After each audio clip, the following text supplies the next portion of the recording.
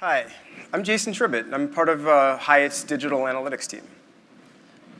So at Hyatt, we care for people so they can be their best. This is Hyatt's purpose. And as part of the Hyatt family, we strive to keep this concept top of mind and integrate this into everything that we do. But in the digital world and in the analytics world, what does that actually mean? So for me, it means ensuring that all of our analytics efforts, our optimization efforts, and our marketing efforts, and even our personalization efforts are all focused on making the digital experience better for people so that they can be their best. So this is the main concept that we focus on when we're optimizing our digital channels. And in order to do this, we had to rethink the way that we had our tracking set up. We needed to make sure that the data that we're analyzing and that the data that we're using to fuel all of our marketing efforts was set up to be focused around people.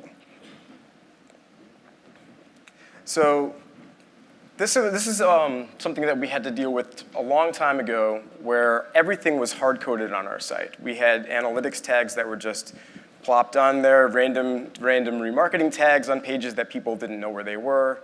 And so we had to get under the hood. And we've removed all of that and re-implemented everything through Tealium. We took all of the old code off, pushed it all in through Tealium, and in the process of doing that, we wanted to re-examine the underlying data that we had within our site so that we could centralize all of the data.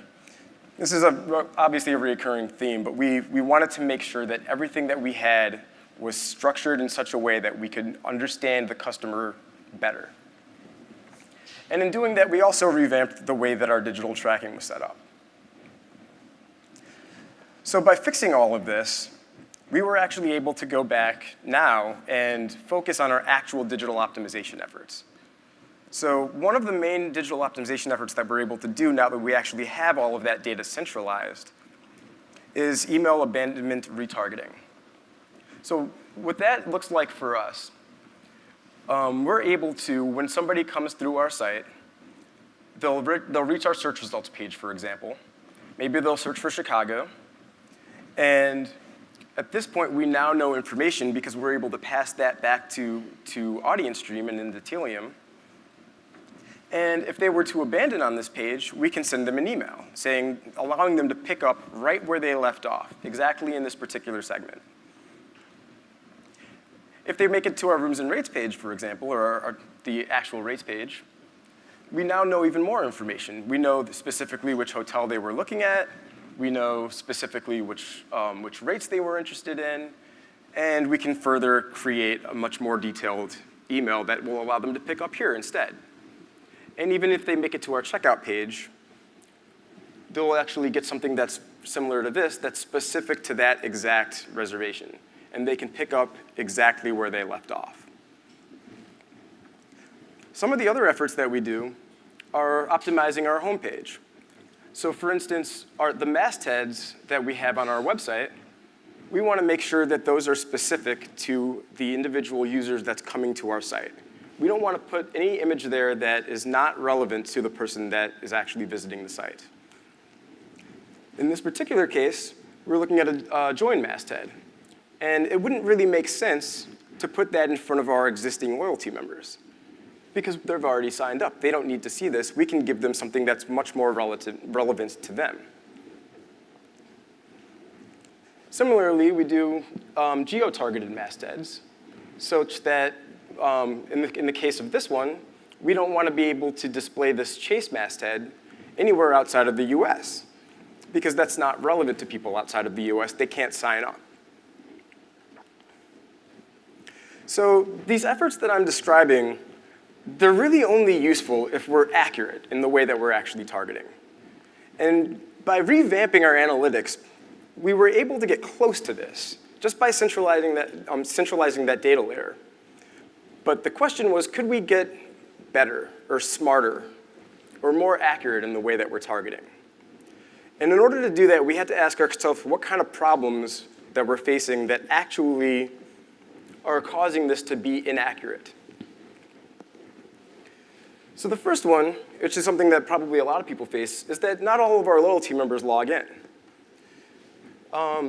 it's actually, most of the time, people will not even log in when they make a reservation, and then they'll attach it after the fact. We've seen this happen plenty of times. And if we wanted to fuel these experiences properly, we need to make sure that people were actually logging in. But if we couldn't do it that way, we wanted to make sure there was a way to target logged out members. So what we did was we utilized Audience Stream to build out the user segments for each one of the tier levels in our loyalty program. We set up rules such that when a person logs into one of our digital platforms, we can assign an actual attribute for their tier level and pull it into the platform.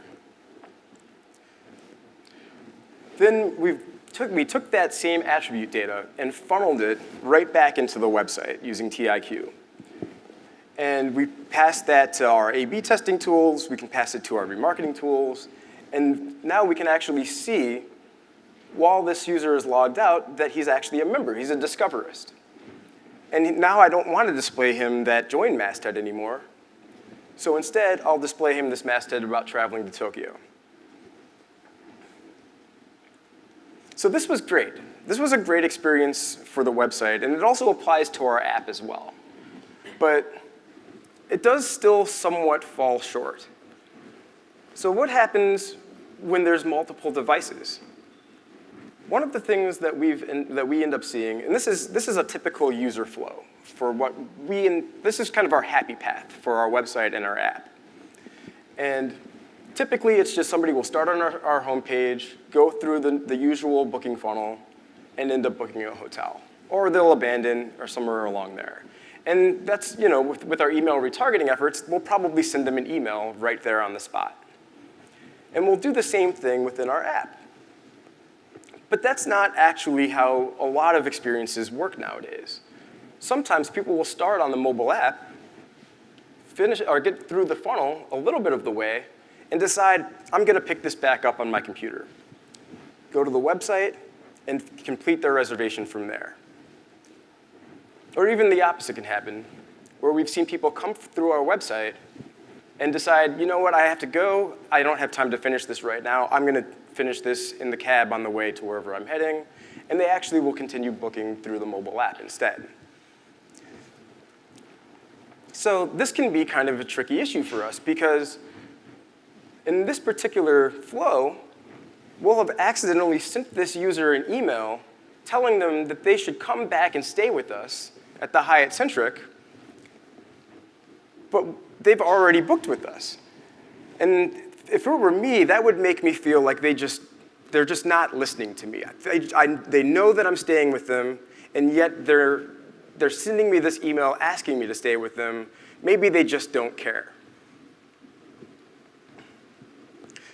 Now, so remember, we care for people so that they can be their best. So we care for people, not devices. And nowadays, everybody is just a big collection of devices.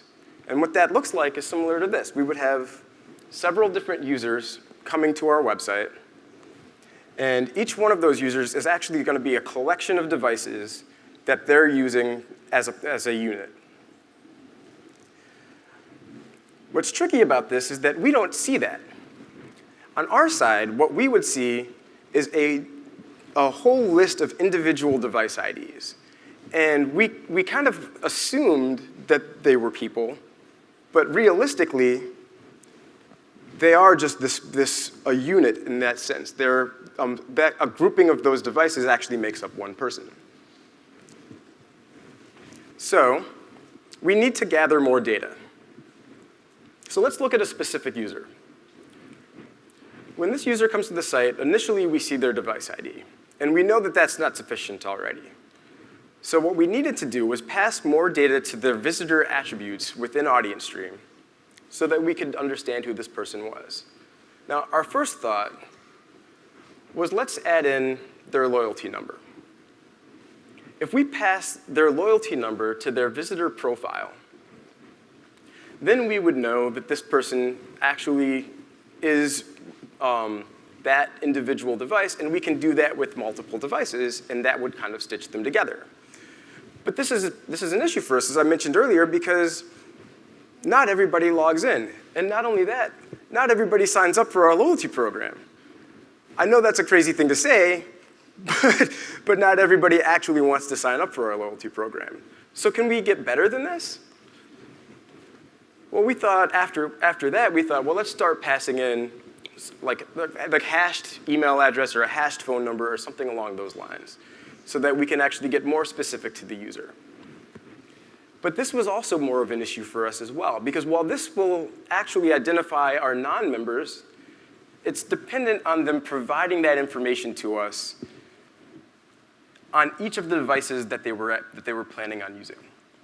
So if we wanted them to if we wanted to stitch together, say, their laptop and their phone, they would have at least needed to provide their email address or their phone number on both of those devices, which means they probably would have had to stay with us. And that's not very common for somebody that's not a member at our loyalty program.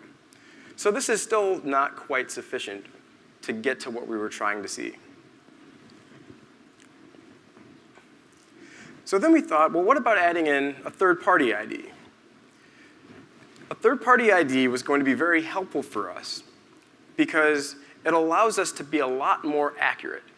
We can get a lot of this same information, login information, email address, phone number, things along those lines, but that's dependent on them logging in with us. But with a third party, they can log in a whole bunch of different places, and as long as that third party's pixel is on the site, they're able to stitch that together for us. So this solved a lot of issues for us, because while our site doesn't necessarily force you to log in or even force you to become a member, other sites do. And we were able to leverage that data and funnel that right back into Audience Stream to create that experience. So what we actually end up seeing now by doing that, we can take each one of these individual devices and their device IDs and tie them back to an individual person. In other words, we can actually care for each one of these individual people rather than each one of the devices. And our Audience Stream audiences can be updated across all of the devices in real time in order to make a much more accurate and much more up-to-date experience. So looking back on this particular user flow, if this user were to come through our website, switch over to our mobile app, and actually book there, we can tell Audience Stream, hey, don't send that email. This person actually did convert. He's still involved in that experience. And that saves us the trouble of accidentally sending out an embarrassing email, but more so, it allows us to treat this person in the right manner. Even looking back at the masthead experiences that we were fueling on our homepage, we're able to actually look back at somebody, even if they've gotten a new laptop or something along those lines, if we can funnel that experience back, we can now know, even if they've never logged in on that website, that that's the same person, and that we can give them the right experience that they deserve. We're trying to get smarter with all of this moving forward by utilizing Tealium Think to basically help, moving forward, predict some of this behavior as well, so that we can essentially determine when somebody is going to be switching between these apps or when somebody is going to abandon. We'd like to know that ahead of time as well, so that way we can see what that person looks like, and we can even further so deliver them an experience that they didn't even know they wanted yet. And with that, I'd say thank you.